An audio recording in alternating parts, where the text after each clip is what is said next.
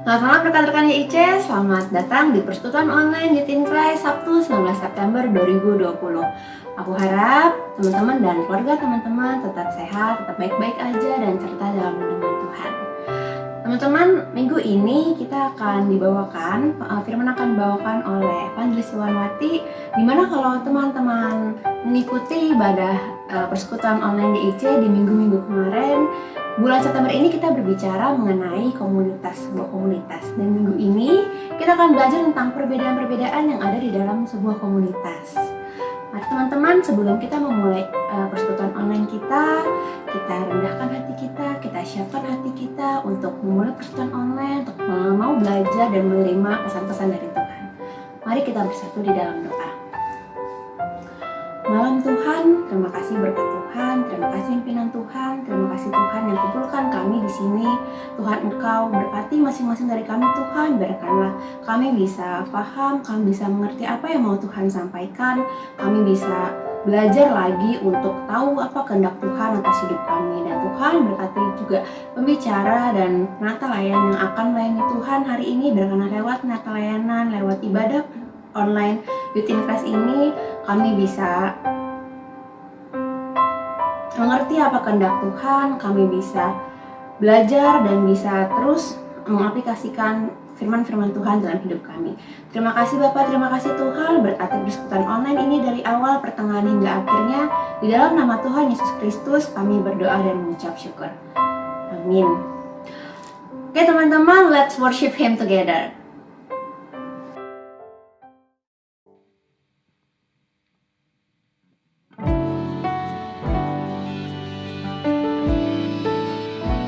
Mari bersama-sama kita angkat pujian kita untuk memuliakan nama Tuhan.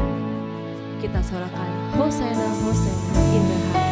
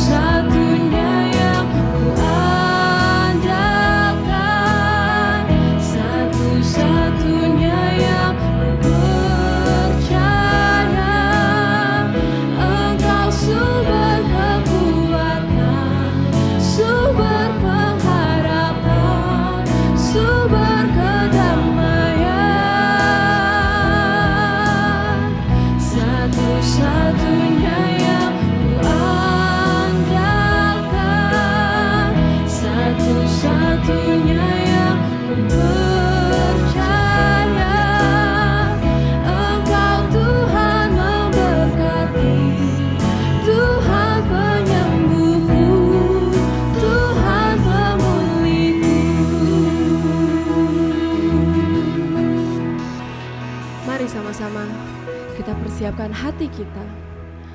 Kita buka hati kita untuk mau menerima firman Tuhan. Kita persiapkan telinga kita agar bisa mendengar keajaiban firman Tuhan yang datang hanya daripadanya.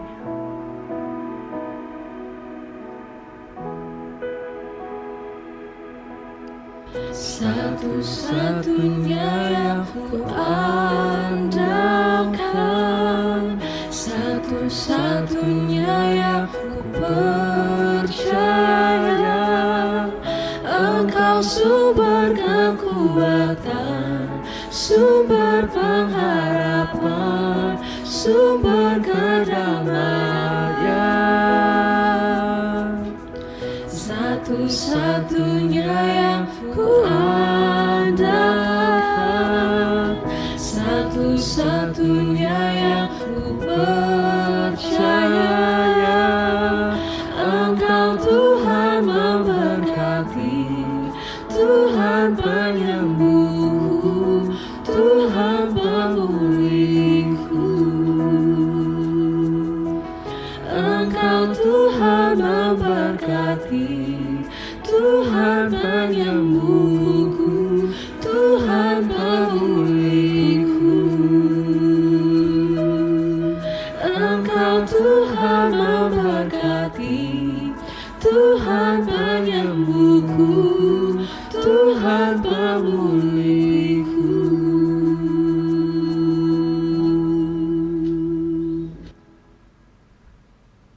Selamat malam teman-teman YC, kita berjumpa lagi dalam persekutuan online malam ini. Dan saya akan membawakan sebuah tema tentang komunitas yang dengan tema Unity in Diversity. Kesatuan di dalam keperbedaan. Teman-teman, saya percaya kita semua pernah mendengar ya bahwa keperbedaan itu atau keragaman itu adalah sesuatu yang indah. Tapi permisi tanya, apakah kita semua benar-benar menikmati keindahan itu? Keindahan dari keragaman dan keperbedaan itu. Apakah kita sungguh-sungguh sudah merasakannya? Nah, pertanyaan itu harusnya tajam ke dalam diri kita. Seandainya ada orang yang berbeda dengan kita di dalam komunitas kita, apakah kita nyaman? Apakah kita bisa melihat keindahannya? Apakah kita tetap bisa bergaul dan bisa bersukacita dengan adanya perbedaan? Nah, saudara, kalau kita ternyata masih susah menerima orang-orang yang berbeda dengan kita atau yang kita anggap ini agak aneh karena tidak biasa, tidak sama seperti saya, maka sesungguhnya kita itu bukan termasuk orang-orang yang bisa mengatakan keragaman adalah sebuah keindahan. Karena ternyata kita tidak menyukai keragaman itu, atau kita tidak suka akan perbedaan itu. Nah, teman-teman, saya mau mengajak kita semua membaca satu kebenaran firman Tuhan yang mungkin nanti ada satu bagian lagi gitu ya. Satu ini terambil dari Roma pasal 12 ayat yang ke-16. Roma pasal 12 ayat yang ke-16. Saya akan bacakan buat kita semua. Roma 12 ayat 16, hendaklah kamu sehati sepikir dalam hidupmu bersama. Janganlah kamu memikirkan perkara-perkara yang tinggi, tetapi arahkanlah dirimu kepada perkara-perkara yang sederhana. Janganlah menganggap dirimu pandai. Nah, teman-teman, sebenarnya Tuhan sudah tahu bahwa anak-anak Tuhan akan mengalami masa-masa di mana mereka harus mempertahankan komunitasnya dengan baik. Ya, orang Kristen seharusnya bersatu. Namun Tuhan juga tahu kendala-kendala yang akan terjadi. Karena pada umumnya manusia itu sulit sekali mempertahankan komunitas. Makanya dikasih ayat-ayat bagaimana mereka bisa mempertahankan komunitas atau bertumbuh atau berkembang di dalam sebuah komunitas. Seperti yang Rasul Paulus tulis kepada jemaat di Roma. Sehati sepikir begitu ya. Walaupun mungkin kita arahnya adalah sehati sepikir seperti Tuhan Yesus begitu ya. Tapi kita juga tahu bahwa pikiran Tuhan Yesus dia tidak pernah membedakan. Dia tidak pernah membahas masalah perbedaan. Bahkan Tuhan melayani melintasi perbedaan. Baik itu perbedaan budaya, ke perempuan Samaria, bahkan dia bercerita tentang orang Samaria yang baik hati. Apa yang dilakukan Tuhan justru berbeda dengan biasa yang dilakukan oleh manusia. Manusia sering mencari orang yang sama dan mencari yang memiliki kesamaan, gitu ya. Tapi Tuhan melintasi perbedaan, dia tetap bisa menjadi berkat untuk orang-orang yang berbeda dengan dia. Ya jelas sangat berbeda kita sama Tuhan Yesus, saya udah berbeda. Tuhan tidak berdosa, kita berdosa. Tapi Tuhan tetap mau bergaul, bahkan mau menyelamatkan kita loh. Nah ini memang dasar pemikirannya adalah sehati sepikir waktu Paulus bilang. Nah, gimana caranya sehati sepikir? Kalau kita sendiri, pasti kita sadari berbeda cara pikirnya dengan orang lain. Nah, paling tidak kesamaan yang dimiliki oleh Tuhan Yesus itulah yang membuat kita seharusnya sama-sama berpikiran seperti Tuhan Yesus. Itu hal yang pertama. Lalu hal yang kedua saya mau katakan begini. Memang yang sering memecahkan akan komunitas atau membuat hambar bahkan hampir bubar sebuah komunitas adalah yang pertama adalah keragaman. Orang yang tidak memahami dan tidak bisa menerima perbedaan atau keragaman, maka akan membuat komunitas itu sendiri hancur atau terbelah atau hambar. Ya, ada orang kumpulan orangnya, ada nama komunitasnya tapi tidak berdampak apa-apa. Itu bisa terjadi. Yang kedua juga adalah keegoisan, ya. Kalau di dalam bagian firman Tuhan yang kita baca tadi di dalam kitab Roma dikatakan hendaklah, maksudnya jangan menganggap dirimu pandai, begitu ya. Jangan memperlakukan orang lain itu seolah-olah lebih bodoh atau kasarnya orang yang berbeda dengan kita anggap lebih rendah. Nah, saudara, lalu kalau kita baca di di Filipi pasal 2 ayat 3 dan 4 dikatakan begini. Dengan tidak mencari kepentingan sendiri atau puji-pujian yang sia-sia. Sebaliknya, hendaklah dengan rendah hati yang seorang menganggap yang lain lebih utama daripada dirinya sendiri. Dan ayat 4, janganlah tiap-tiap orang hanya memperhatikan kepentingannya sendiri, tetapi kepentingan orang lain juga. Bagian firman Tuhan di dalam Filipi juga yang ditulis juga oleh Rasul Paulus juga mengajarkan bagaimana supaya kita ini di dalam perikop bagaimana bisa supaya bersatu dan merendahkan diri seperti Kristus. Nah, teman-teman, inilah yang bisa membuat sebuah komunitas bisa bertahan dan menjadi solid ya di dalam berbagai perbedaannya. Yaitu ketika kita belajar menerima keragaman, belajar menerima perbedaan dengan cara sehati sepikir seperti Kristus pertama ya. Lalu saya mau katakan lagi ini secara praktisnya begini. Kalau memang kita suka berpikir dia beda sama saya pikirannya, tapi masih ada satu pikiran yang kita bisa sama. Apa itu? Berpikir bahwa perbedaan itu bukan masalah. Dengan berpikir perbedaan itu bukan masalah, setiap kita berpikir itu, maka kita udah sehati sepikir. Mari kita sama-sama berpikir bahwa perbedaan bukan masalah. Karena bagi Tuhan, perbedaan bukan masalah. Saudara, satu kebenaran lagi. Bahwa perbedaan adalah yang menciptakan pertama kali adalah Tuhan. Kenapa saya katakan? Tuhan menciptakan sesuatu tidak ada yang sama. Bahkan sidik jari kita di seluruh dunia tidak ada yang sama. Tuhan menciptakannya berbeda. Itu menunjukkan Tuhan kita kreatif. Jadi perbedaan itu adalah sebuah hasil kreativitas. Kreativitas Tuhan terutama yang menciptakan kita.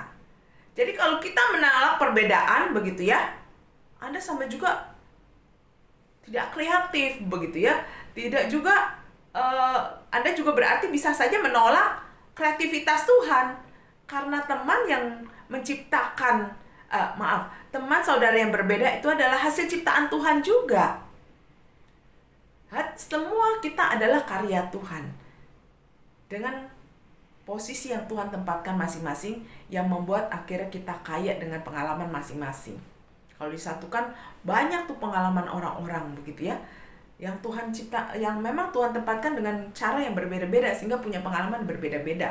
Dan hasilnya, karakternya, cara ngomongnya, cara berpikirnya juga berbeda. Kesempatan yang Tuhan berikan juga berbeda pada setiap kita. Itulah yang membuat kita berbeda. Tapi ada satu cara yang menyatukan kita supaya kita saat dipikir. Berpikirlah bahwa perbedaan ini bukan masalah. Karena Tuhanlah yang sudah menciptakan berbagai kesempatan sehingga membuat kita masing-masing berbeda. Kita arahkan hati kita, Tuhan yang mengizinkan perbedaan ini, bahkan menciptakan perbedaan ini. Nah, itu memudahkan kita untuk sama dengan orang lain. Itu bagian saat dipikir di dalam pemikiran menghadapi perbedaan. Dan kita juga belajar berpikir seperti Kristus. Jadi pikiran kita yang berbeda-beda itu kita satukan dengan pikiran Kristus. Apa yang Tuhan mau kalau punya komunitas seperti ini? Apa yang Tuhan mau kita lakukan? Nah, kita diharapkan bisa saat dipikir seperti Kristus. Semua orang berpikir begitu. Pasti Anda kalau memiliki pikiran Kristus, makanya saudara dan saya bisa sama. Karena standar dan cara pikir yang kita pakai, standar dan cara pikir Kristus. Itu hal yang pertama. Ya, secara praktis, pikirkanlah ini bukan perbedaan itu bukan masalah. Keperbedaan hasil kreativitas Tuhan. Jadi menerima perbedaan adalah menerima kreativitas Tuhan juga. Itu cara menolong saudara dan saya ya, melihat perbedaan. Yang kedua adalah seperti yang saya katakan, masalah yang bisa membuat kehancuran daripada komunitas dan membuatnya bubar, mungkin adalah keegoisan. Firman Tuhan juga ajarkan kita. Hal inilah yang seringkali diingatkan oleh Rasul Paulus. Bahwa kalau udah sehati sepikir, mengarahkan hati kita dengan pikiran Kristus juga. Nah, terus tindakan kita itu jangan merasa pandai sendiri. Atau masing-masing menegakkan atau mengokohkan keakuannya. Ya, mencari puji-pujian. Itu demi siapa? Demi saya. Ya, engkau mencari puji-pujian nggak mungkin. Saya mencari puji-pujian untuk dia loh. Pasti untuk saya. Gitu ya. Semua senternya saya. Ada egosentris, terus juga keegoisan, begitu ya. Biasanya orang yang egosentris kebanyakan menjadi orang yang egois, begitu ya. Memikirkan dirinya sendiri, mencari kepentingan untuk sendiri. Segala sesuatu yang diputuskan hanya untuk keenakan dirinya, kenyamanan dirinya. Nah, kalau ini dipraktekkan di dalam komunitas, nah ini akan bisa memecahkan. Tapi firman Tuhan kasih solusi. Kalian diajarkan atau kita diajarkan untuk memperhatikan kepentingan orang lain lebih dulu, lebih utama, begitu ya. Mendahulukan orang lain lebih dulu, lalu bukan hanya memikirkan kepentingan kita, tapi kepentingan orang lain juga.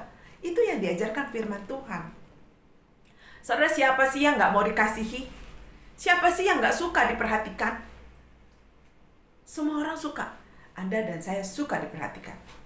Tapi pernahkah Anda berpikir memberikan perhatian kepada orang lain?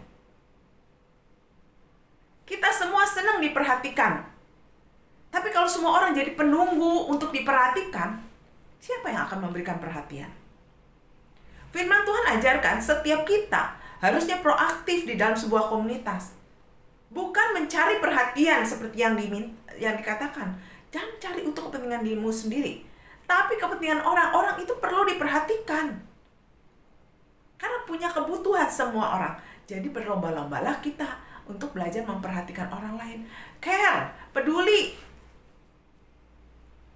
Saudara, saya juga orang yang kadang-kadang harus mengingatkan diri terlalu cuek gitu ya. Kadang-kadang saya suka lupa kalau udah sibuk-sibuk cuek sama orang begitu ya. Suka lupa ada orang-orang yang harus saya perhatikan.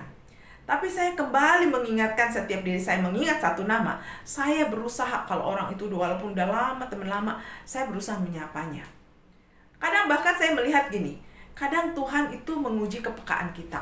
Ketika kita sapa orang yang tidak biasa kita sapa, ternyata begitu kita sapa, dia menceritakan banyak hal yang membuat akhirnya kita akrab kembali. Ternyata Tuhan memang memimpin kita kepada orang itu untuk memperhatikan orang itu.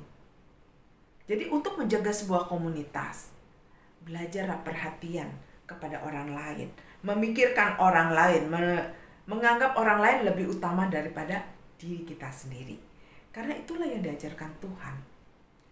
Saudara, itulah yang bisa membuat komunitas kita itu bisa bertahan menjadi solid. Bisa kalau setiap kita belajar memperhatikan orang lain dulu. Nah, saudara, firman Tuhan udah dikasih, gitu ya. Solusi dikasih sama Tuhan. Kita juga udah hafal nih ayat-ayat gini. Ini saya yakin bukan pertama kali Anda sekalian dengar. Sudah berkali-kali Anda dengar. Tapi kenapa masih punya masalah nih di dalam itu? Cuman satu yang saya bilang. Kita mungkin banyak dengar, tapi mesti tanya, apakah banyak melakukannya? Kadang kita cuma ngomongin, tapi kita tidak melakukannya. Bahkan mungkin kita melakukan sesekali tidak konsisten. Akhirnya tidak membuat komunitas kita kuat. Ya, Anda mudah putus asa. Saya perhatian, Ci, tapi nggak dapat respon. Nah, waktu kamu bilang, saya udah memperhatikan tapi nggak dapat respon. Perhatikan kata-kata kita.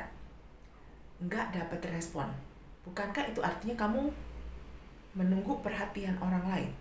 Respon itu sebuah reaksi. Perhatian loh ya. Nah, ketika kita ngomong begitu, wah kita belum sampai taraf yang kata firman Tuhan. Perhatikan kepentingan orang lain. Kepentingan kamu direspon, abaikan. Intinya begitu. Jangan takut kalau belum direspon. Tapi terus lakukan itu. Lakukan yang firman Tuhan ajarkan adalah kebenarannya adalah lakukan. Semua orang senang kok dikasihi. Semua orang suka kok diperhatikan. Semua orang senang dipuji. Jangan cari pujian untuk dirimu. Jangan cari perhatian untuk dirimu. Maka kamu akan membangun sebuah komunitas. Bahkan kamu bisa menular atau berdampak buat banyak orang. Orang lain akan mencontoh, oh ternyata dia perhatian loh sama saya. Dia belajar dari kamu untuk belajar memperhatikan orang lain juga. Satu ke satu menularkan. Lama-lama seluruh isi pemuda gitu ya. Atau komunitas yang kita punya. Itu tertular satu dengan yang lain. Nah, itulah yang bisa membuat kita solid. Ketika kebenaran firman Tuhan benar-benar kita praktekkan dengan konsisten, tanpa ragu, tanpa juga lelah, atau bosan, atau kecewa. Inilah yang firman Tuhan ajarkan. Jadi intinya firman Tuhan ini akan berlaku kalau kita lakukan. Firman Tuhan ini akan berdampak benar-benar buat kita semua dan membuat kita bisa menikmati yang namanya komunitas kalau kita melakukan, ya, melakukan menerima berbagai keragaman dengan cara pikir seperti cara Tuhan. Tidak ada perbedaan yang menyusahkan. Perbedaan itu hasil kreativitas Tuhan. Jadi itu adalah baik. Jadi belajar terima, memahami orang lain. Bukan sekedar memahami, kenali begitu. Tapi memahami sampai sanggup menghadapi. Tidak menjauh daripada orang itu. Kalau dia berbeda dengan kita. Tapi tahu bagaimana mengatasi. Karena punya pemikiran yang sama. Setiap orang punya pemikiran sama. Berbeda gak masalah. Saya masih bisa berteman. Saya masih bisa punya cara. Berbagai cara yang kreatif. Karena Tuhan kita kreatif. Untuk menghadapi orang ini. Yang berbeda dengan saya. Biarlah firman Tuhan malam ini menolong kita semua. Mari saya ajak kita semua berdoa. Bapa yang maha baik, terima kasih untuk kebenaran firman Tuhan yang baru saja kami dengar. Kiranya Tuhan menolong kami semua dan membuat kami bisa melakukan kebenaran firman Tuhan. Kami sadar Tuhan kami ini lemah sekali di dalam melakukan firman Tuhan. Oleh karena itu Tuhan beri kami kekuatan dan topang kami untuk melakukan kebenaran firman Tuhan ini. Terima kasih Tuhan, hanya di dalam nama Tuhan kami Yesus kami berdoa. Amin. Terima kasih kepada Evangelis Iwan Mati untuk firman Tuhan yang telah disampaikan. Dan malam ini teman-teman, aku mau mengajak teman-teman, bagi teman-teman yang tergerak untuk mau membantu pelayanan di GKI Harapan Indah, teman-teman bisa memberikan sedikit dari apa yang telah Tuhan berikan. Sebagai ungkapan rasa syukur kita atas penyertaan Tuhan, teman-teman bisa memberikan persembahan lewat nomor rekening ke GKI Harapan Indah, di mana nomor rekeningnya akan tertera di layar kaca teman-teman, atau bisa lewat QR Code. Nanti QR Code-nya juga akan tertera di layar kaca teman-teman. Dan terima kasih untuk persembahan yang telah teman-teman berikan. Bila persembahan ini bisa memuliakan nama Tuhan lebih tinggi lagi. Dan teman-teman, kita akan menutup ibadah online kita pada hari ini. Biarlah firman Tuhan bisa tetap tinggal dalam hati kita, bisa menguatkan kita untuk menjalani kehidupan kita di hari-hari ke depan, terutama di era-era pandemi seperti ini. Dan teman-teman, sebelum kita menutup ibadah online kita pada hari ini, mari kita memuji Dia sekali lagi, kita mengangkat suara kita sembah Dia sekali lagi. Usai dari persekutuan kita malam ini, mari kita bertekad untuk menyatukan hati kita menjadi satu dalam Tuhan, untuk memuji Tuhan, menyembah Tuhan, dan juga menjadi saksi-saksi Kristus dalam dunia ini. Satukanlah hati kami untuk memuji dan menyembah, oh Yesus, Tuhan dan Rajaku.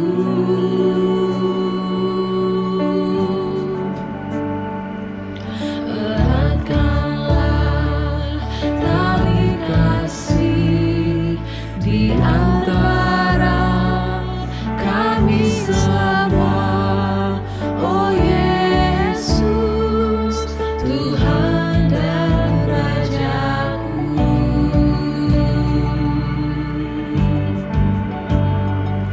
Satu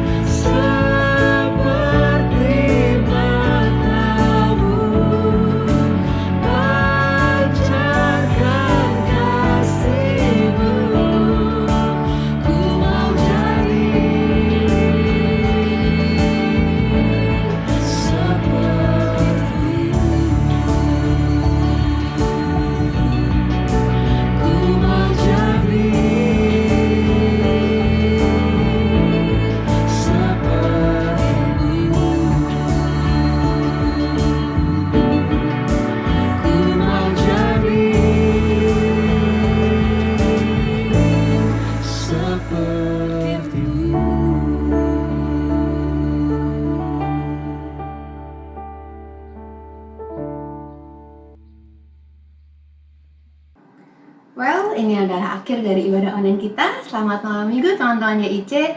See you on next week dan Tuhan Yesus memberkati.